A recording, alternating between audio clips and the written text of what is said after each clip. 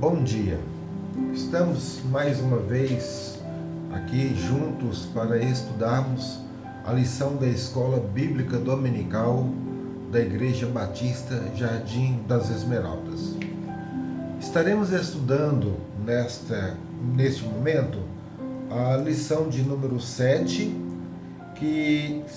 cujo título da nossa revista é Oração e Ação que Fazem a Diferença. Como eu sempre falo, nós utilizamos essa revista, a realização, como um roteiro de sequência de estudos. E a base são os textos bíblicos, é claro. Nós estamos estudando nesse trimestre os sonhos restaurados, que é o período pós-exílio da Babilônia, quando os judeus retornaram para Jerusalém, para Judá, para poderem reconstruir a cidade. Esta abordagem é feita principalmente nos livros de Esdras e Neemias. O livro de Esdras já foi estudado nas lições anteriores e hoje estaremos iniciando o estudo do livro de Neemias. E a nossa lição está baseada nos capítulos de 1 a 3 deste livro. Quando nos deparamos com o livro de Neemias, nós percebemos que este livro pode ser considerado um verdadeiro tratado sobre liderança. É muito interessante nós pensarmos que todo grupo social, seja família, seja no trabalho, seja na vida estudantil, seja nas empresas, seja nas lideranças da nação, dos municípios, dos estados, de forma geral, tudo envolve liderança. E quando não há liderança confiável, quando não há liderança capacitada, instaura-se o caos. Por isso, nós podemos considerar que todo líder deveria estudar o livro de Neemias para aprender com este homem que foi um exemplo na história do povo de Deus. Neemias era copeiro do rei na Pérsia. Nós lembramos aqui que o cativeiro babilônico, a Babilônia foi sucumbida pelo Império Persa, e o rei Ciro, também uma ação de Deus na vida do rei Ciro, fez um decreto determinando o retorno do povo para a sua terra. E nós vimos aqui que o rei da Pérsia aqui já não era mais o Ciro, nós temos já um outro rei, e que o Neemias, ele era copeiro do rei. Quando nós falamos de copeiro do rei, nós pensamos numa função menor, que seria alguém que talvez fosse apenas servir o rei, vamos dizer, alguém que pudesse levar os alimentos para ele, se fôssemos dizer o garçom, mas não é assim. Na realidade, é o seguinte, uma das formas bastante usuais de assassinar um rei nessa época era por meio de envenenamento.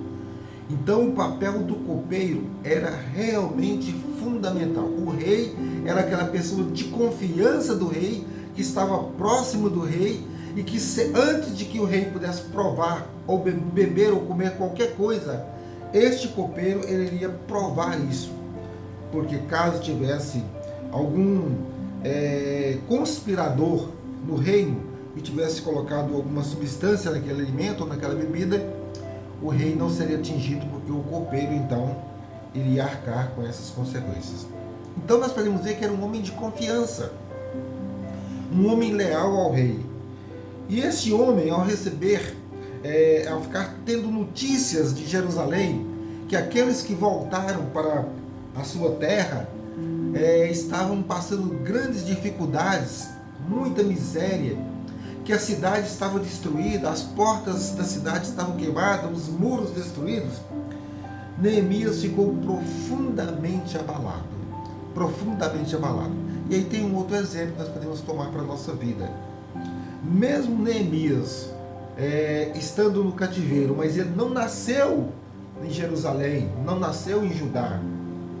Ele nasceu no cativeiro, mas ele não perdeu a sua identidade, a identidade do seu povo, a identidade do seu Deus.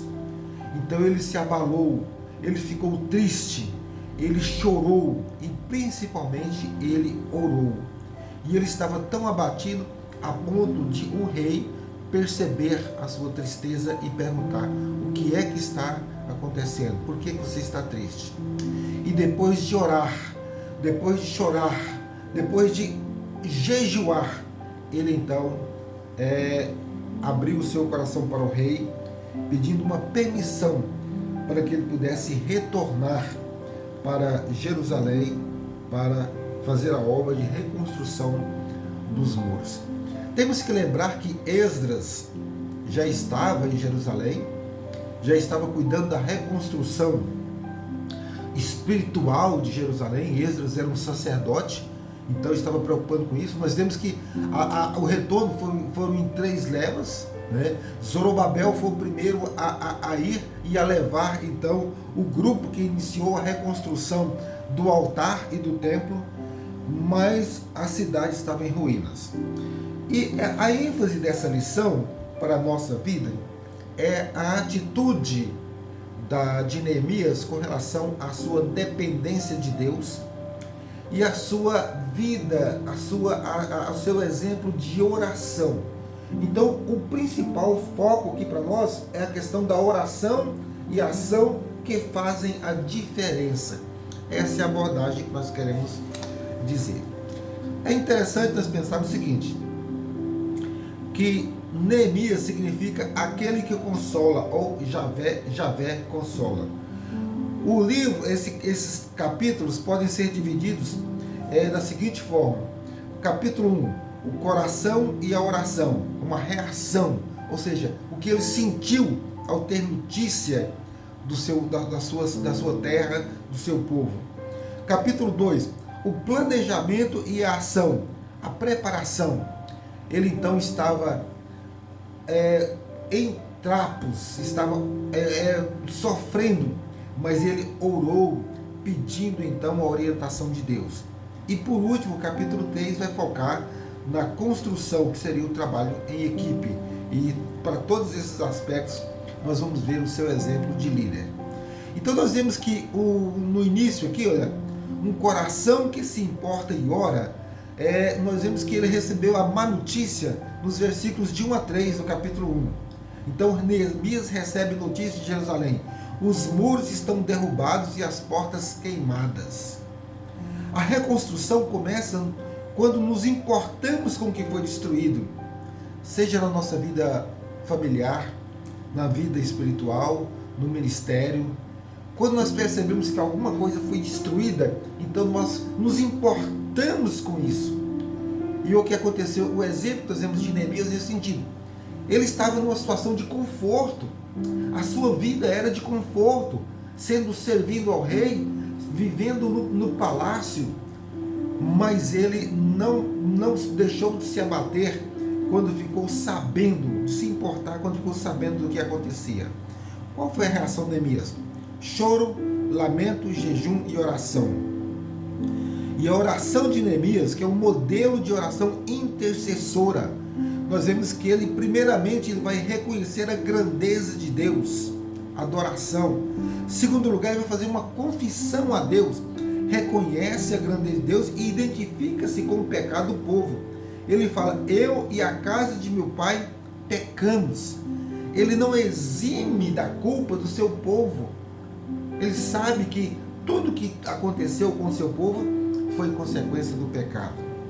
Também nós vemos que é uma lembrança da promessa, e ele baseia para falar isso na sua promessa de Deus para o seu povo, que nós vemos lá em Deuteronômio. Então ele tinha conhecimento da história do seu povo. E o pedido, ele solicita sucesso em favor do rei. E nós vemos já que ele conseguiu essa liberação para voltar. Então, coragem de planejar e agir. Favor do rei, versículos de 1 a 8, nós vemos isso. Após 4 meses orando, Neemias arrisca a vida ao demonstrar tristeza diante do rei Artaxerxes. Ele ora em silêncio antes de responder. É interessante demais. Sempre antes de qualquer ação na nossa vida, antes de qualquer ação no nosso trabalho, antes de qualquer ação em qualquer situação que nós estejamos passando, é interessante que nós oremos em silêncio, oremos a sós, pedindo a orientação de Deus. Nós vemos também que Neemias, quando ele chega em Jerusalém, primeiramente ele vai em segredo inspecionar os muros, antes de falar o que ele iria fazer, antes de falar dos seus planos. Então nós temos que pensar que os líderes sensatos avaliam a extensão do dano antes de começar a obra. Não adianta fazer um palanque, uma plataforma que farei isso, farei aquilo, se ele não conhece os reais problemas. E por último, o desafio e a resistência. Neemias motiva o povo. Ele diz: levantemo-nos e edifiquemos. Ele não fica de fora. Quando ele convoca o povo a se levantar e a edificar, ele se inclui nesse processo. E ele enfrenta a oposição, principalmente de Sanbalate, Tobia e Gesem. E o que nós podemos aplicar isso na nossa vida? A obra de Deus atrai oposição. A obra de Deus sempre atrai oposição. Se você é um líder na igreja, se você é um líder na sua família, se você é um líder no seu trabalho, qualquer coisa que você for fazer, que você esteja sendo motivado por Deus, você vai encontrar oposição. Então nós vemos que sempre acontece, mas o que nós temos que fazer? A resposta é a confiança no Deus dos céus.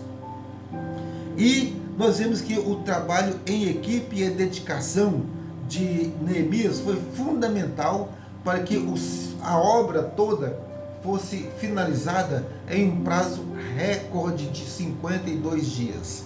Nós vemos nos versículos de 1 a 32 que sacerdotes, governantes, ourives, perfumistas, homens e mulheres, todos trabalhando lado a lado.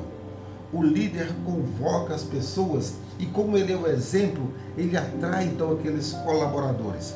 Ninguém é inútil na obra de Deus. Um líder nunca pode subestimar a colaboração de ninguém. Todas as pessoas podem colaborar. A igreja funciona quando cada um faz a sua parte. E ao seu lado, a expressão se repete mostrando que cada um consertou a parte do muro próximo à sua casa. Uma estratégia interessante. Próximo à sua própria casa, cada um procurou de reconstruir aquela parte do muro. Então isso facilitou para que as pessoas se empenhassem ainda mais naquele trabalho. Mas também sempre vai haver aqueles que não vão querer fazer nada. E quem não edificou? Os nobres de Tecoa não cooperaram. Qual que é a aplicação que nós podemos fazer? O orgulho pode impedir alguém de participar da bênção da construção. Quantas vezes nós já enfrentamos isso na nossa vida? Às vezes nós trazemos uma sugestão para o nosso grupo, trazemos uma opinião, algo que pode ser feito em benefício do grupo, e alguém fala assim: não, eu não vou participar, não, eu não concordo com tudo. Às vezes simplesmente por orgulho, por inveja ou outro sentimento negativo. E essa pessoa então se exclui de participar deste momento. O que nós podemos colocar como conclusão e aplicação prática? O que está queimado hoje? Nós vemos que as portas estavam queimadas. O significado das portas em Jerusalém era muito importante. Era ali onde os juízes se reuniam para deliberar as questões, os litígios do povo. Era uma questão de acesso à porta. Ele serve mais do que um acesso para entrar ou sair. Em Jerusalém tinha um significado muito interessante. Nós vemos que as portas estavam queimadas. E o que é que está queimado hoje na nossa vida, na sua vida? É o ministério? É a família? É a vida espiritual? Alguma coisa precisa ser feita para restaurar esse dano. A reconstrução exige oração fervorosa e não apenas esforço físico. Não adiantava nada se Neemias fizesse toda uma convocação motivado pelo seu entusiasmo, se ele não tivesse buscado primeiramente a orientação e o aval de Deus naquele seu trabalho. Então, sempre que nós formos fazer alguma coisa, qualquer empreendimento na nossa vida, é importante que nós coloquemos diante de Deus e que coloquemos da seguinte forma: se for da tua vontade, ó Pai, se for da tua vontade, que seja feito. Porque às vezes aquilo que nós pensamos que é o melhor para nós, nem sempre é o melhor, mas Deus sabe o que é melhor para nós. A reconstrução exige planejamento e coragem. Todo líder de igreja tem que pensar muito seriamente nisto. Não dá para fazer nenhum trabalho, seja na igreja, seja no nosso lar, nos nossos grupos sociais, na vida profissional e tudo mais, de forma assodada, precipitada, sem planejamento e sem coragem. É necessário que haja esses dois ingredientes para o sucesso. A reconstrução exige união e ação coletiva.